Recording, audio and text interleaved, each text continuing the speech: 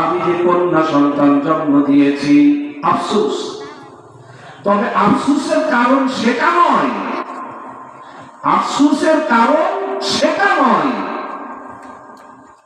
আমরাও এখন কন্যা সন্তান জন্ম দিলে আমরাও আফসোস করি। আফসোস করি কিনা?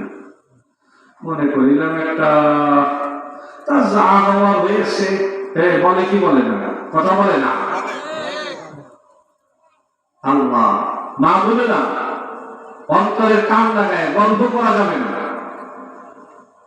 কথা বলা যাবে না। আল্লাহ হযরত মারিয়াম যখন দুনিয়াতে আগমন করলেন, قالت رب إني وضعتها أنثى, মারিয়ামের মা আফসোস করতে লাগলো আর বলতে লাগলো, আল্লাহ, আমি তো আশা করেছিলাম তুমি পুত্র সন্তান দান করবা, কিন্তু তুমি যে কন্যা সন্তান দান করেছো, এখন আমার কি হবে? আফসোসের সব। তবে আফসোসের কারণ ছিল ভিন্ন। আমরাও আফসোস করি। আমরা কেন আফসোস করি? আমরা কন্যা সন্তানের উপরে পুত্র সন্তানকে প্রাধান্য দিয়ে থাকি।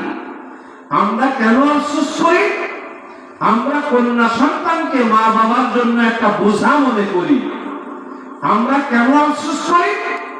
আমরা কন্যা সন্তানকে কি সমাজের জন্য একটা কলঙ্কের কিছু মনে করি। আমরা কেন আফসোস করি?